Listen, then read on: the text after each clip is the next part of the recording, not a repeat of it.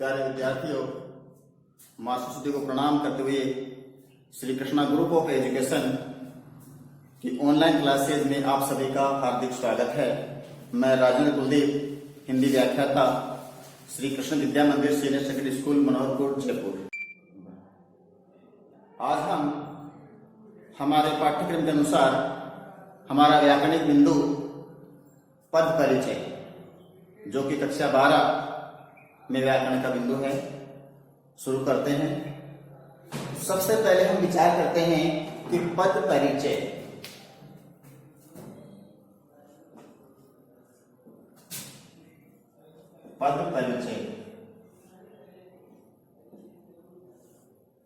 क्या होता है। सबसे पहले हमारे दिमाग में प्रश्न आता है कि पद किसे कहते हैं। हम विचार करते हैं कि सभी शब्द पद हैं। उत्तर होगा नहीं, सभी शब्द पद नहीं होते।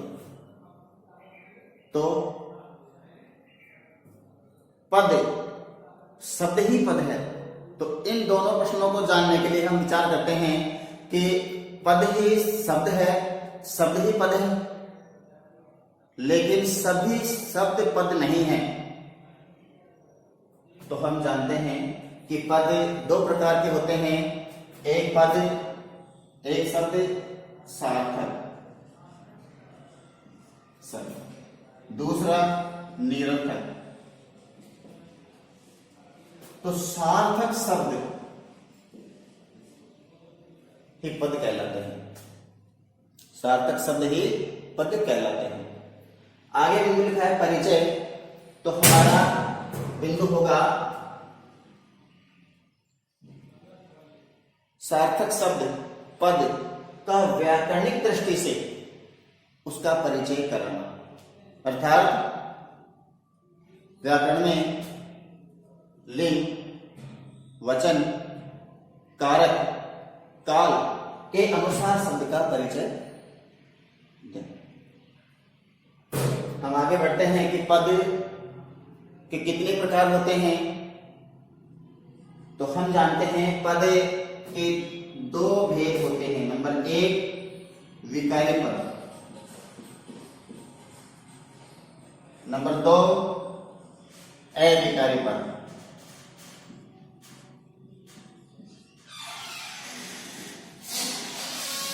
अविकारी पद,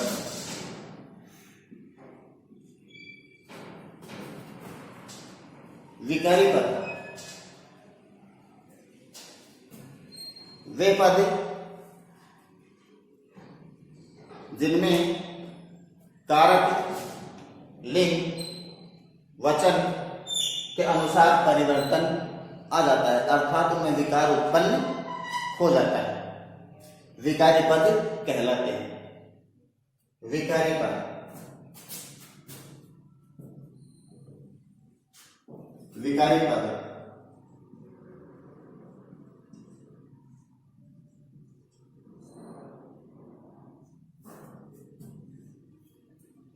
वे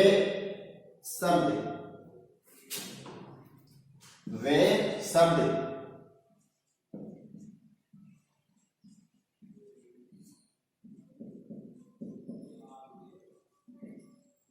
जिनके स्वरूप में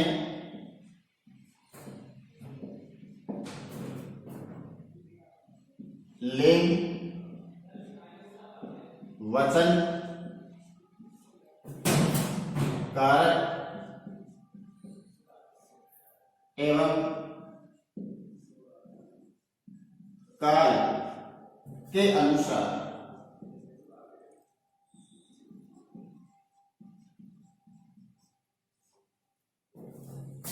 विकार उत्पन्न हो जाता है।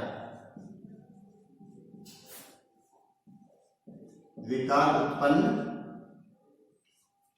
हो जाता है।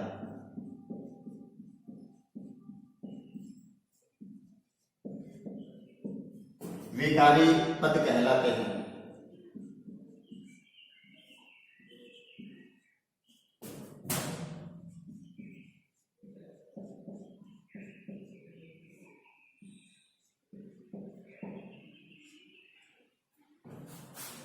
विकारी पद कहलाते हैं। विकारी पद 4 प्रकार के होते हैं, जिनको हम देखते हैं विकारी पद के भेद। विकारी पद 4 प्रकार के होते हैं।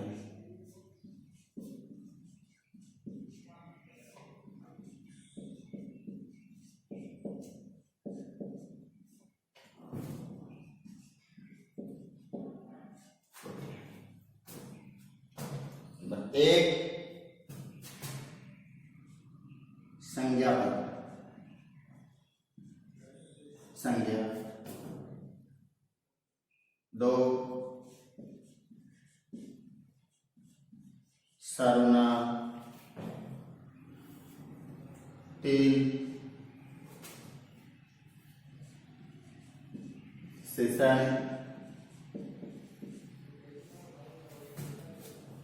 और 4 क्रिया।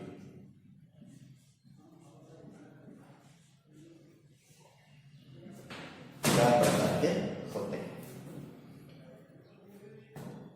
तो आज हम विकारी पद के बिंदु नंबर 1 संज्ञा पदों के परिचय के बारे में जानकारी प्राप्त करेंगे। जैसे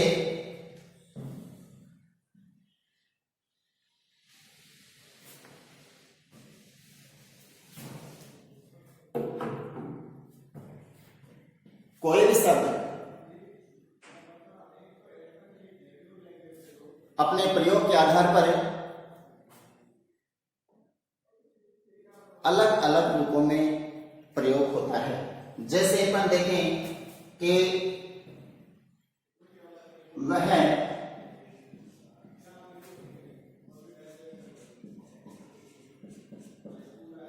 अच्छों के साथ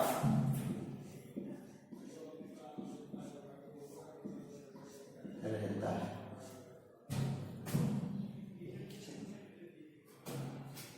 वह अच्छों के साथ रहता है। यहां हमारे सामने शब्द है अच्छों। इसको प्रयोग के आधार पर हम अलग अलग देख सकते हैं। जैसे वह अच्छों के साथ रहता है, या हम देखते हैं तो ये अच्छों, तो यहां संज्ञा पद के रूप में प्रयुक्त हुआ है। संज्ञा के रूप में इसी को हम देखते हैं कि वह अच्छा लड़का है। अच्छा लड़का है। इस वाक्य में हम देखते हैं कि अच्छा लड़का है। यहां इसे वाक्य में अच्छा शब्द संज्ञा नहीं होकर के विशेषण के रूप में प्रयुक्त हुआ है। तो यहां हम देखते हैं कि विशेषण, इसका मतलब यह हुआ कि कोई भी शब्द अपने प्रयोग के आधार पर कहां प्रयोग किया गया है उसके अनुसार उसका रूप परिवर्तन रहता है। जब तीसरे वाक्य में देखते हैं,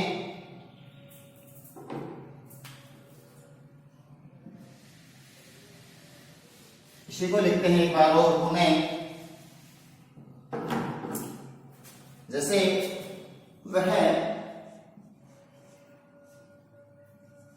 अच्छा गाता है।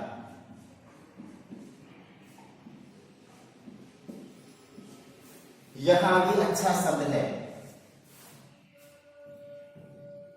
यह अच्छा शब्द यहां इस गाता में क्रिया शब्द की विशेषता बताता है, तो यहां हो जाएगा ये क्रिया विशेषण।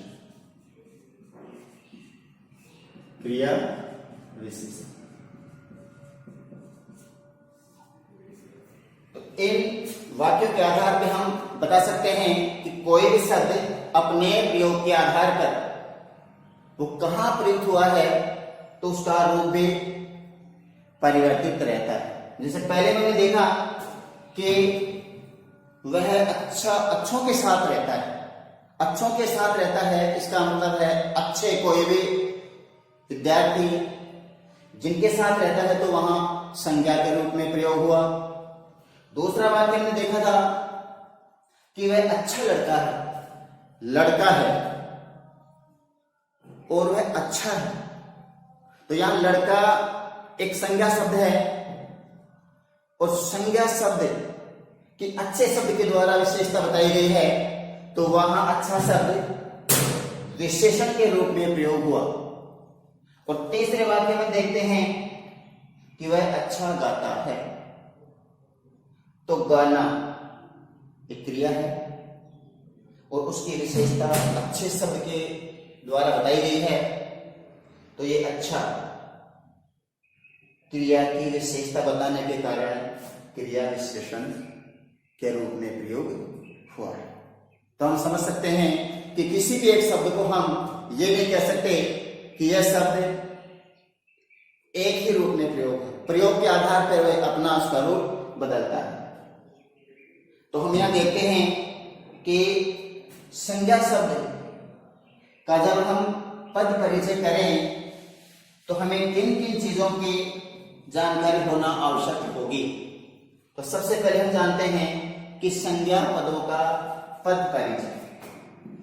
संज्ञा पदों का पद परिचय हम जानते हैं कि संज्ञा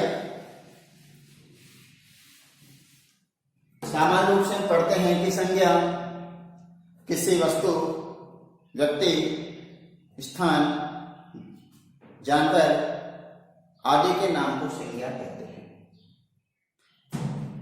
आगे बढ़ते हैं कि संज्ञा के भेद हम पढ़ते आए हैं कि संज्ञा के 5 भेद होते हैं, लेकिन हम उनको मुख्य रूप से 3 रूपों में पढ़ते हैं।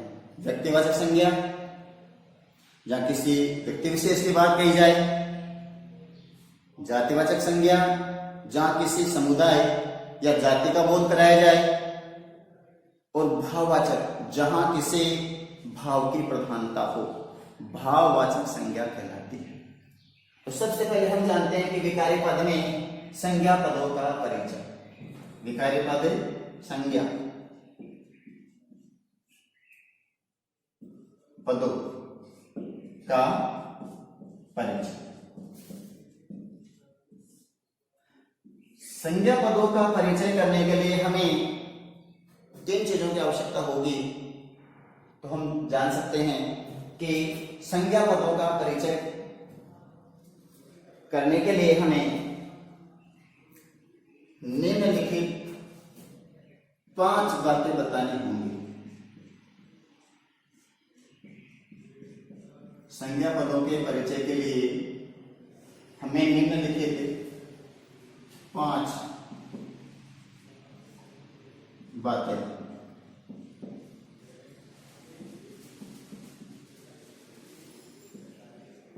बतानी होंगी। सबसे पहले संज्ञा का भेद। सबसे पहले संज्ञा का भेद। इस पद में हमें क्या बताना है कि संज्ञा जो हमने वाक्य में प्रयोग की है वह कौन सी प्रकार की। जैसे संज्ञा में हम देखते हैं कि 5 हमने पढ़े, व्यक्तिवाचक, जातिवाचक, भाववाचक। इन 3 के अलावा हम पढ़ते थे समुदायवाचक और द्रव्यवाचक। अब हम मुख्य रूप से 3 भेद पढ़ते हैं। तो समूहवाचक को हम जातिवाचक के अंतर्गत पढ़ लेते हैं और द्रव्यवाचक को भाववाचक के अंतर्गत पढ़ लेते हैं। इसलिए संज्ञा का भेद जब हम करेंगे तो 3 बातें ध्यान देंगे। सबसे पहले व्यक्तिवाचक संज्ञा बताएंगे। व्यक्तिवाचक संज्ञा। नंबर 2 जातिवाचक संज्ञा।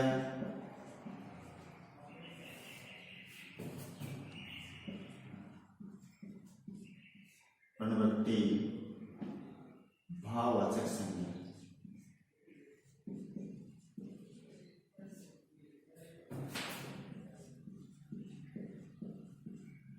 भाववाचक संज्ञा। अब इन तीनों में से जो हमारे वाक्य में प्रयोग संज्ञा होगी उसका भेद हम पहचान करके उसके सामने लिख देंगे। नंबर 2 पॉइंट बताना पड़ेगा अपने को, लिंग। जैसा कि हम जानते हैं कि हिंदी में लिंग पुल्लिंग और स्त्रीलिंग, तो दोनों में से जो भी होगा उसको बताएंगे पुल्लिंग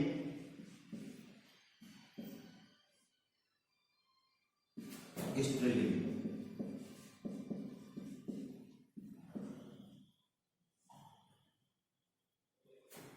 नंबर 3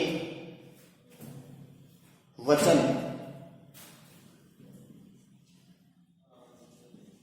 वचन में एक वचन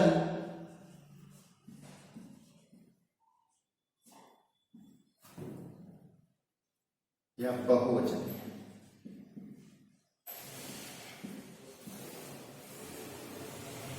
में से कोई होगा। नंबर 4 चौथा बिंदु बताएंगे कारक।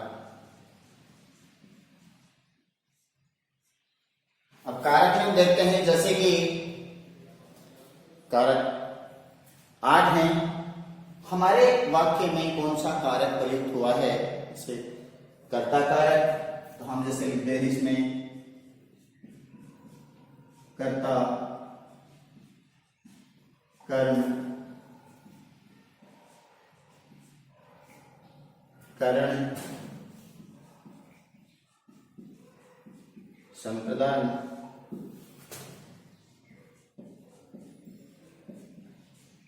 अपादान, संबंध, अधिकरण,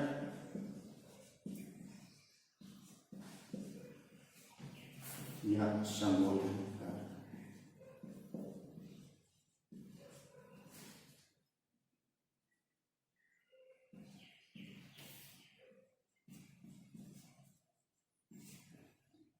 कोई और 5वां बिंदु होगा अन्य पदों से संबंध।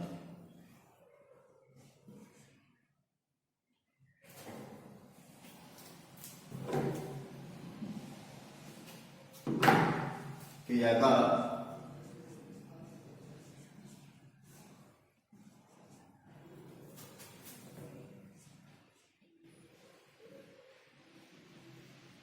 अन्य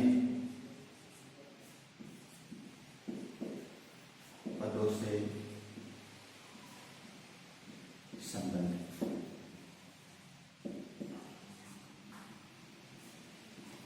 अन्य पदों से संबंध।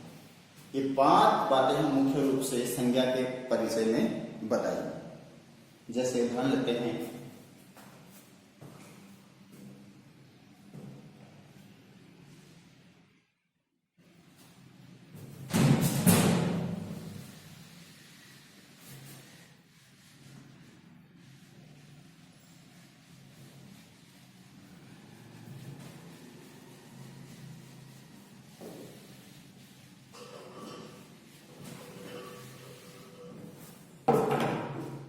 जैसे हमारे सामने वाक्य होगा, उदाहरण के रूप में देखते हैं,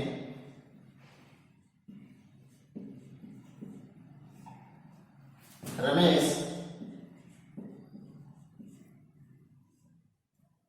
यहां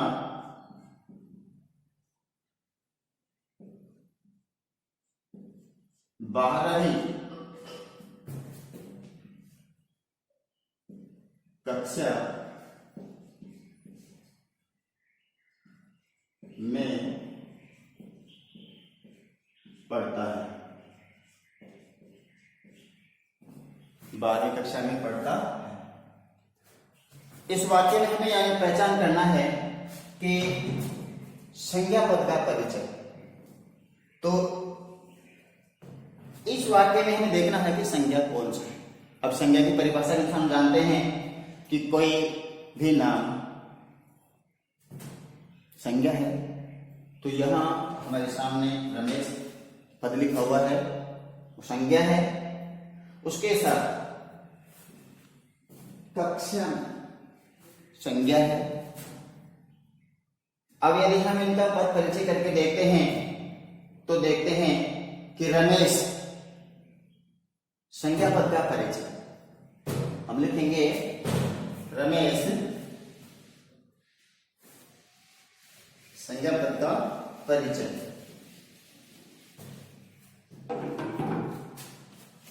लिखेंगे यहां रमेश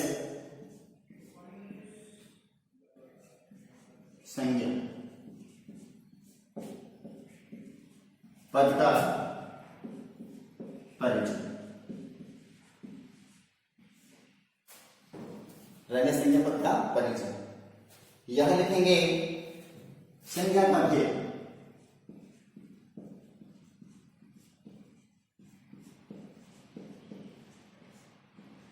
चूंकि रमेश एक व्यक्ति विशेष विद्यार्थी है तो यहां व्यक्तिवाचक संज्ञा है,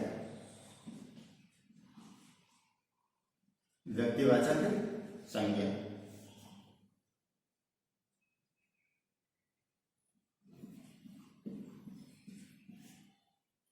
अब रमेश का सेकंड बिंदु हमारा लिंग।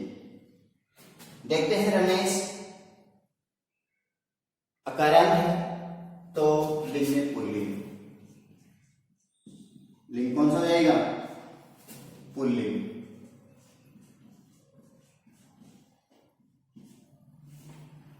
रमेश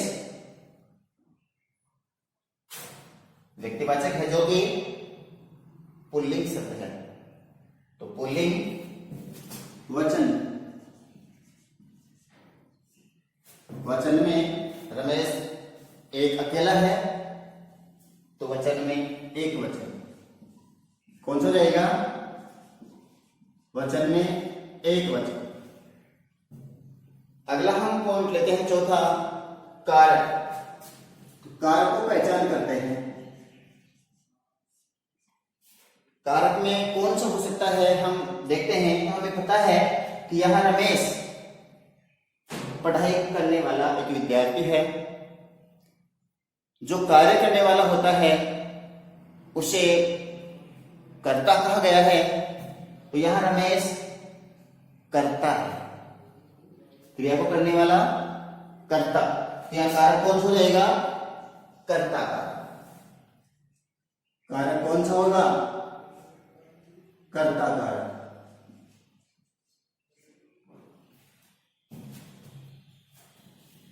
और अगला पॉइंट है अन्य पदों से संबंध।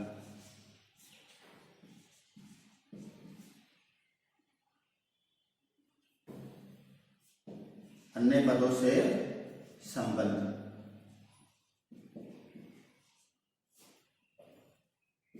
अन्य पदों से संबंध में हम देखते हैं कि रमेश पढ़ना क्रिया का करता है, तो हम अन्य पदों से संबंध में लिखेंगे। इसको ऊपर लेते हैं।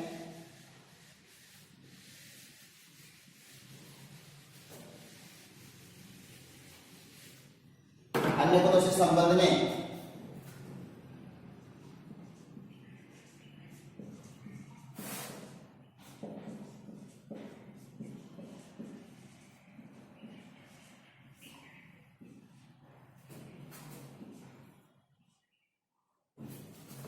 पढ़ता है क्रिया का कर्ता हम लिख सकते हैं, या तो पढ़ता है या फिर क्रिया का कर्ता। हम लिखते हैं यहां पे पढ़ता। है से हमें उसके काल का ज्ञान हो रहा है। पढ़ता है वर्तमान में है, तो हम धातु में ना प्रत्यय जोड़ के पढ़ना, तो हम सीधा लिख सकते हैं यहां पे पढ़ना क्रिया का कर्ता। क्रिया का कर्ता। हम यहां इतना लिख सकते हैं, पढ़ना क्रिया का कर्ता या फिर क्रिया का कर्ता, तब भी हमारा कथन वो ही है जो हम कहना चाहते हैं। इस प्रकार हम जब संज्ञा पद का परिचय करते हैं तो यहां हमें 5 बातें बताने की आवश्यकता हुई। उसमें हमने देखा कि संज्ञा का भेद, नंबर 2 उसका लिंग, नंबर 3 वचन, 4 उसका कारक और 5 क्रिया का अन्य पदों से संबंध। पांचों बात हमने बताई। अब चूंकि हम देखते हैं कि जब हम परीक्षा में बैठे हुए होते हैं, कई बार हमारे पास समय लिमिट का होता है, तो हम उस समय इतना नहीं लिखें तो हम उनको शॉर्ट में भी इतना लिख सकते हैं कि जैसे हमने लिखा कि रमेश संज्ञा पद का परिचय, तो हम यहाँ इन पांचों को एक साथ भी लिख सकते हैं कि रमेश संज्ञा पद का परिचय। तो हम यहाँ नीचे लिख देंगे रमेश संज्ञा पद का परिचय, आंसर हो जाएगा इसका व्यक्तिवाचक संज्ञा। क्या हो जाएगा? व्यक्तिवाचक संज्ञा। नंबर 2 में लिखा लिंग में पुल्लिंग, लिंग में पुल्लिंग, वचन में एक वचन, वचन में एक वचन, कारक में कर्ता,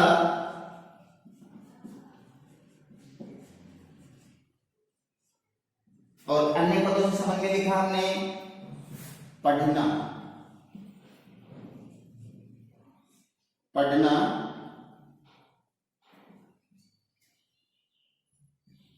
क्रिया का कर्ता।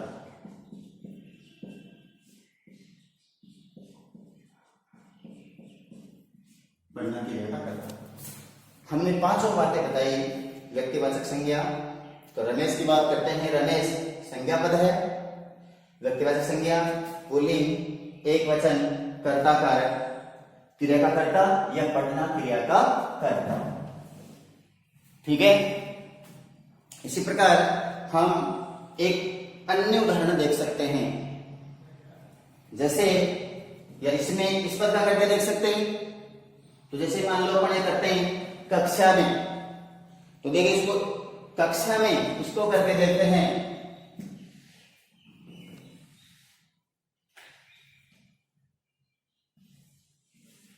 कक्षा में हम देखते हैं तो यह हम बदल देंगे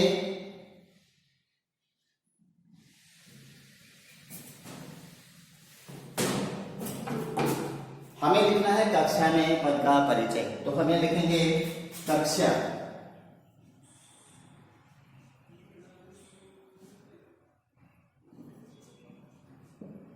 संज्ञा पद का परिचय।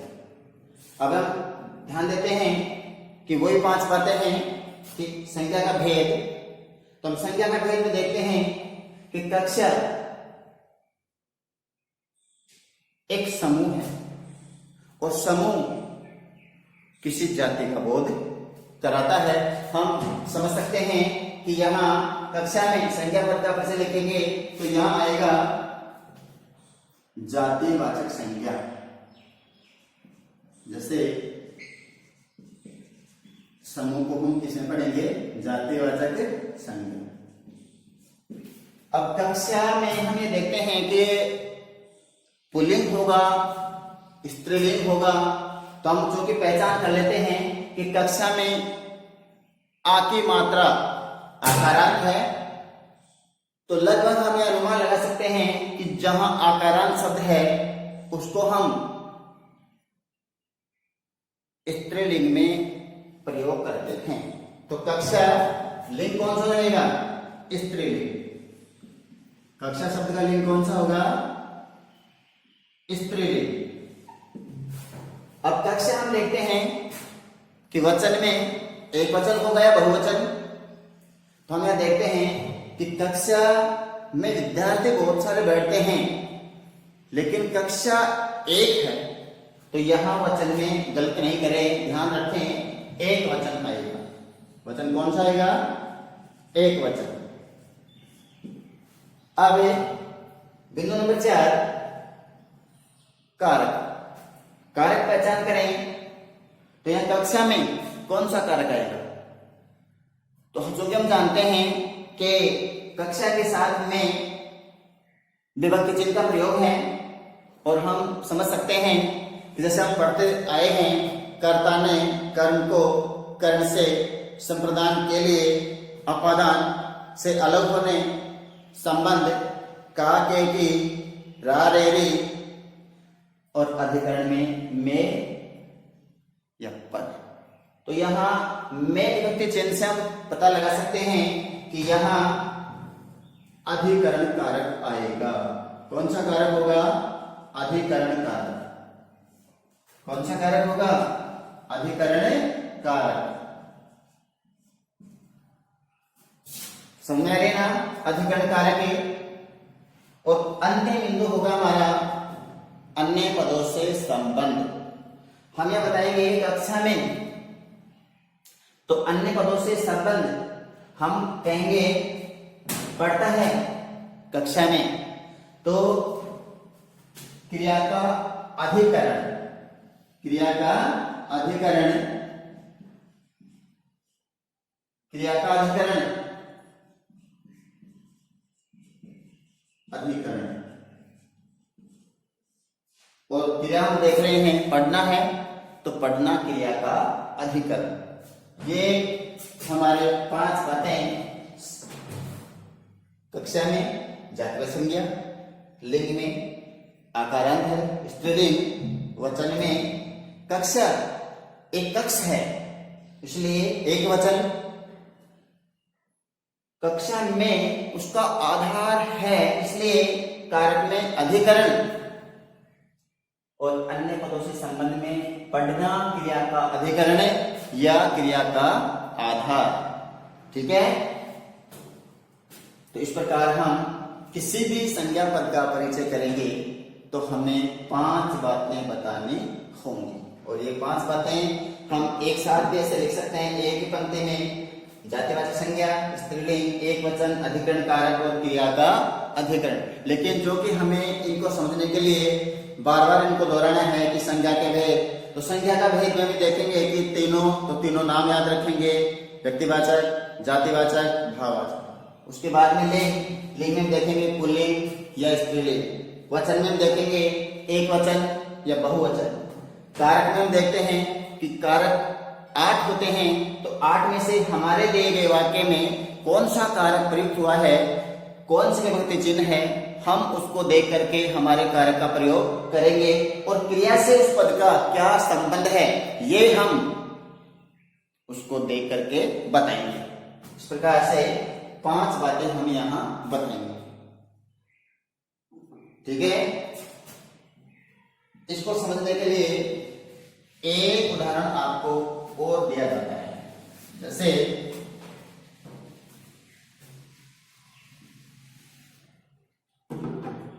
हमारा वाक्य होगा कि बचपन में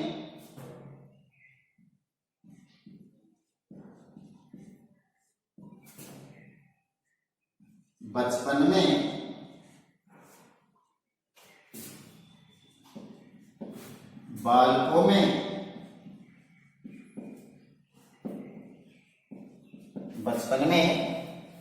में चंचलता होती है।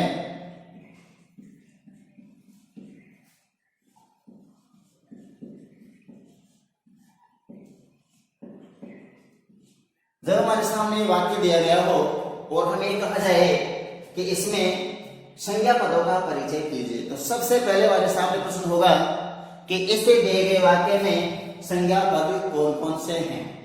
तो हम पहचान करते हैं, तो यहां बचपन में संज्ञा पद है, और देखते हैं बालकों में संज्ञा पद है, और देखते हैं चंचलता, ये भी संज्ञा पद है। अब यदि हमें पदों का परिचय करना हो तो हम देखते हैं कि बचपन हम लिखेंगे यहां बचपन संज्ञा, दर्शा देंगे यहां पे बचपन शब्द क्या है, संज्ञा, और हमें करना क्या है, संज्ञा पदों का परिचय। तो हम लिखेंगे बचपन संज्ञा पद का परिचय, संज्ञा पद का। तो सबसे पहले हम बचपन शब्द को देखते हैं और उसका पद परिचय करते हैं। बचपन संज्ञा है, तो संज्ञा पद का परिचय हम लिखते हैं। तो सबसे पहले हमारे सामने प्रश्न आता है कि बचपन संज्ञा है, लेकिन संज्ञा का भेद कौन सा होगा। तो हम यहाँ पे देखते हैं कि बचपन कोई वस्तु, व्यक्ति, स्थान आदि का नाम नहीं है, इसलिए व्यक्तिवाचक संज्ञा नहीं हो सकती। तो फिर हम अगले पे जाते हैं, जातिवाचक हो सकता है। तो जातिवाचक में हम देखते हैं कि या तो कोई समूह का बोध कराए या किसी जाति विशेष का बोध कराए। तो यहाँ पे हम देखते हैं कि बचपन जातिवाचक संज्ञा भी नहीं है, ये किसी समूह का बोध भी नहीं कराता, किसी जाति का बोध भी नहीं कराता। तो हम पहचान सकते हैं कि कौन सा भाग बचा, भाववाचक संज्ञा। हम पहचान सकते हैं कि बचपन शब्द व्यक्तिवाचक नहीं है, जातिवाचक नहीं है। हम समझ सकते हैं कि बचपन भाववाचक संज्ञा है। तो हम लिखेंगे बचपन भाववाचक संज्ञा, बचपन भाववाचक संज्ञा का भेद है, भाववाचक संज्ञा। अब इसका लिंग देखते हैं कि बचपन शब्द स्त्रीलिंग है या पुल्लिंग। तो हमने पहचान की दृष्टि से देखा है कि यदि कोई शब्द हमारे सामने जो दिया गया है और यदि वो अकारांत है, उसके अंत में ए की ध्वनि आती है, तो हम अनुमान तय लगा करके कि कहीं कहीं अपवाद में बदल सकता है, लेकिन मोटे तौर पर हम देखते हैं कि अकारांत तो ये पुल्लिंग होगा। तो बचपन शब्द कैसा होगा, उसका लिंग पुल्लिंग। बचपन शब्द कैसा होगा, पुल्लिंग। अब हम बिंदु नंबर 3 पे चलते हैं कि वचन, एक वचन होगा या बहुवचन। तो हम वचन में देखते हैं, यहां हम बचपन एक वचन, बचपन एक वचन, भाववाचक संज्ञा पुल्लिंग और एक वचन, एक वचन। अगले नंबर पे चलते हैं कारक। कारक में हम ध्यान देते हैं कि बचपन के साथ विभक्ति चिन्ह में का प्रयोग हुआ है। इसका मतलब यहां कारक में विभक्ति चिन्ह कौन से कारक के साथ प्रयोग होंगे, में। हम समझ सकते हैं कि में विभक्ति चिन्ह अधिकरण कारक का है, तो हम यहां तुरंत लिखेंगे अधिकरण कारक। क्या लिखेंगे, अधिकरण कारक। क्यों लिखे, क्योंकि बचपन शब्द के साथ विभक्ति चिन्ह में का प्रयोग हुआ है। हम समझ गए यहाँ पे कि जब विभक्ति चिन्ह में का प्रयोग किया गया है तो यहां अधिकरण कारक सटीक होगा। तो अधिकरण कारक क्या लिखेंगे, अधिकरण कारक। ये भी पता लग गया कि अधिकरण ही क्यों लिखा, क्योंकि बचपन शब्द के साथ में विभक्ति चिन्ह का प्रयोग हुआ है, जो कि अधिकरण कारक की ओर संकेत करता है। अब अन्य पदों से संबंध में देखते हैं कि अन्य पदों से क्या संबंध होगा। तो हम कहेंगे कि चंचलता होती है, क्रिया है, तो ये क्रिया का अधिकरण है। तो होती है लिख सकते हैं हम, होती है क्रिया का अधिकरण, होती है क्रिया का अधिकरण।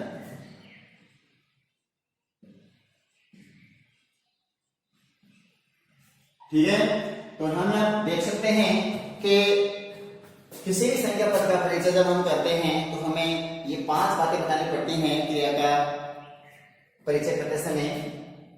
संज्ञा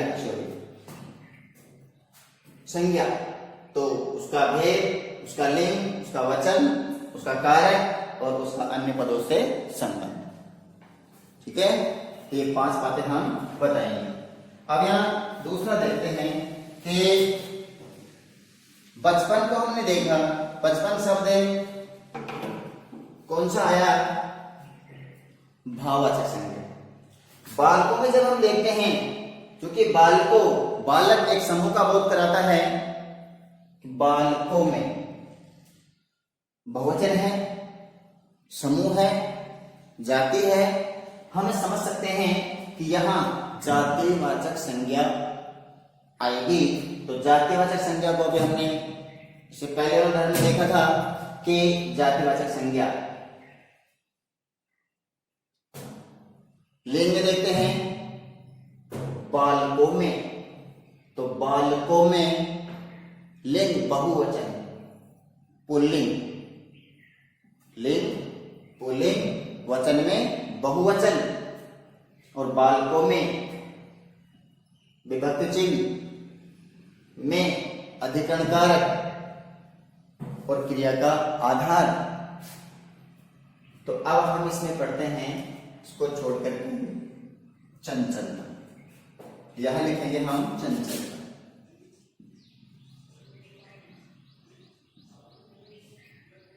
चंचलता संज्ञा पद का परिचय। जब हम चंचलता संज्ञा पद का परिचय करते हैं तो हम यहां देखते हैं कि चंचलता कौन सा भेद होगा संज्ञा का? हम लिखेंगे चंचलता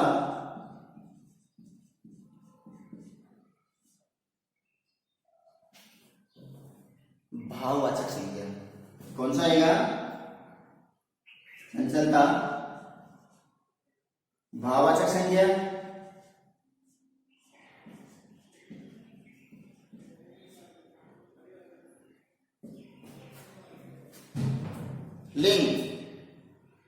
लिंग में देखेंगे तो चंचलता आकारांत स्त्रीलिंग। कौन सा आएगा?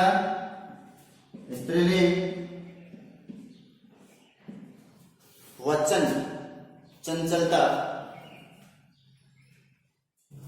एक वचन, चंचलता एक वचन।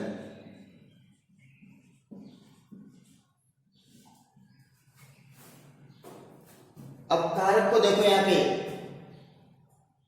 कि कारक में कौन सा होगा? चंचलता। किनकी बात कर रहे हैं? बालकों में। जिनकी हम बात करते हैं या जिसके बारे में कुछ कहा जाता है वह हमारे वाक्य में कर्ता के रूप में प्रयोग होता है, इसलिए हम यहाँ कारक लिखेंगे कर्ता कारक। कौन सा कारक लिखेंगे? कर्ता कारक। क्यों लिखेंगे? क्योंकि जिनके बारे में हम बात कर रहे हैं, जिनके बारे में कुछ कहा जा रहा होता है, वह शब्द हमारे कर्ता के रूप में प्रयोग होता है, इसलिए कर्ता कारक। और होती है क्रिया का कर्ता। हम यहां लिखेंगे होती है, या फिर आगे लिखेंगे क्रिया का कर्ता। अब यदि हम इसको नहीं लिखें, इतना भी लिखते हैं क्रिया का कर्ता, तो भी हमारा कथन पूरा होगा। क्रिया का कर्ता। तो इस प्रकार हमने देखा कि जब हम पद का परिचय करते हैं तो पद के परिचय में हम ये बताना पड़ता है कि पद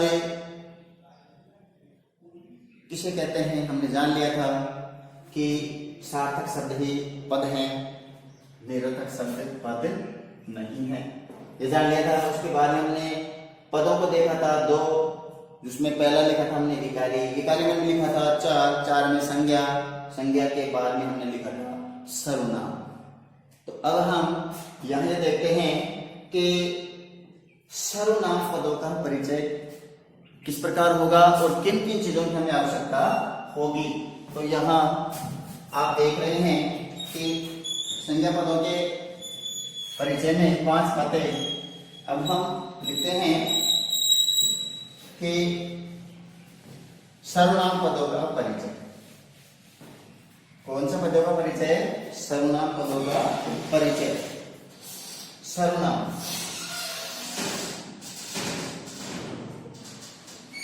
सर्वनाम पदों का परिचय। सर्वनाम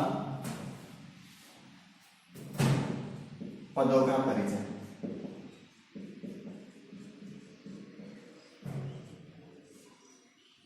सर्वनाम।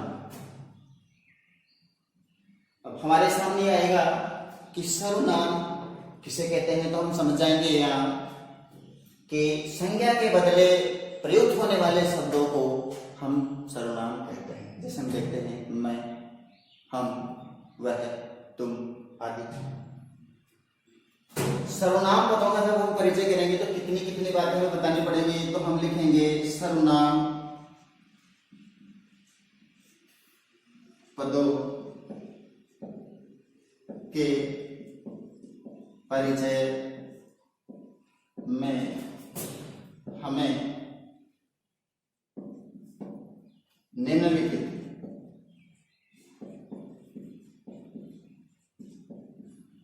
पांच बातें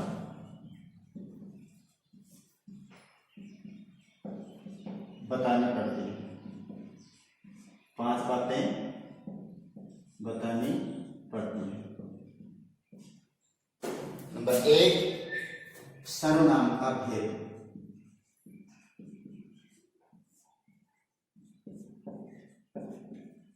अब इसमें हम भेद में सर्वनाम कितने? 6। कौन कौन से? हम जानते हैं कि पुरुषवाचक सर्वनाम, फिर उसके भेदों में देखते हैं उत्तम पुरुष, मध्यम पुरुष, अन्य पुरुष।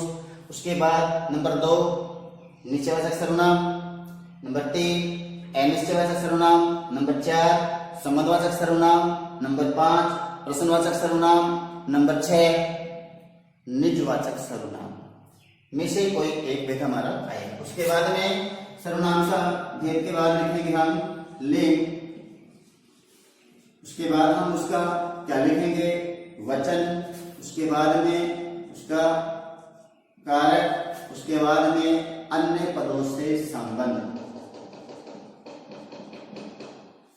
अन्य पदों से संबंध। ये 5 बातें हम बताएंगे। आपने यहां देखा संज्ञा पदों का परिचय, उसके बाद में आप सर्वनाम का पद परिचय आपने समझा। इसके लिए आप सभी विद्यार्थियों को धन्यवाद। जय।